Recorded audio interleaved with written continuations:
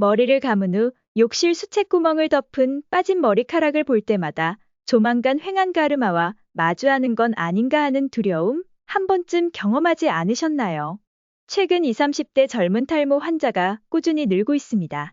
건강보험 심사평가원은 지난해 탈모로 병원 진료를 받은 사람은 23만 명이며 이 중 20, 30대 젊은 탈모 환자는 42%에 육박한다고 발표했습니다. 탈모는 더 이상 노화나 유전적 원인이 아닌 외부 요인으로 인한 후천적 탈모 증상을 겪는 젊은 환자의 증가로 탈모가 더 이상 중장년층만의 문제가 아님이 드러났습니다. 오늘은 머리를 감을 때 별다른 생각 없이 무심코 하는 행동 중에 탈모를 유발하는 나쁜 습관들에 대해 알아보겠습니다. 첫 번째는 샴푸입니다.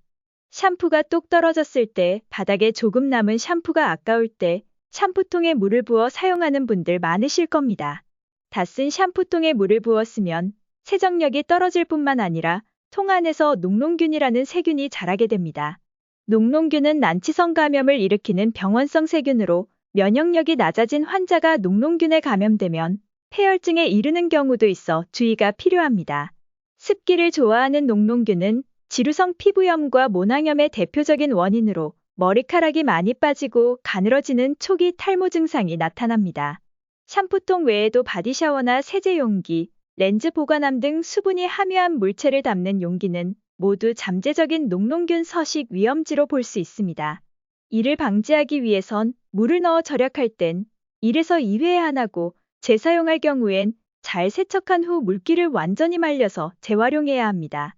두 번째는 린스입니다.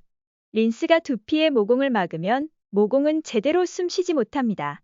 모발을 성장시키는 모낭의 활동이 줄어들고 모낭에 세균이 번식할 가능성도 커집니다. 또한 각질과 피지가 제대로 분비되지 못해 염증이나 가려움증, 비듬을 유발할 수 있습니다.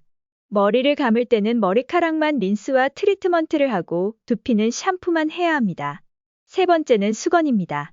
많은 사람들이 머리를 감은 후 수건으로 감싸 바디로션을 바르고 스킨케어를 하기도 합니다. 하지만 이는 젖은 머리로 인해 두피를 습하게 만들어 각종 곰팡이가 번식하기 쉬워 두피 피부염 악화와 함께 머리카락의 손상 등 탈모를 유발합니다. 머리를 감은 후 수건으로 거칠게 비비는 것이 아니라 모발의 물기를 꾹꾹 눌러 짠다는 느낌으로 물기를 제거하고 빠른 시간 안에 말려주는 것이 좋습니다. 네 번째는 가르마입니다. 자신만의 헤어스타일을 고수하고자 가르마를 오랫동안 유지하는 사람이 많습니다. 하지만 내게 잘 어울리는 가르마가 탈모를 유발하는 원인이 될 수도 있습니다. 가르마를 탄 부분의 두피가 자외선, 미세먼지 등 외부 자극에 계속 노출돼 손상되면서 탈모까지 이어질 수 있기 때문입니다. 가르마 방향을 주기적으로 바꿔주는 것도 탈모 예방에 도움이 됩니다.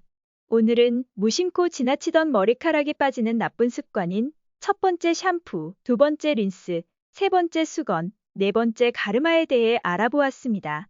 이미 시작된 탈모를 완벽하게 정복할 순 없어도 상황이 더 악화되지 않도록 적극적으로 관리해보세요. 풍성한 머리숱을 위해 머리 감을 때나 감고 난 후 행동에 대해 체크해보세요. 작은 습관 하나로 탈모를 늦출 수도 당길 수도 있습니다. 영상이 도움이 되셨다면 구독과 좋아요 눌러주세요. 다음에도 건강에 도움이 되는 유익한 영상으로 찾아오겠습니다.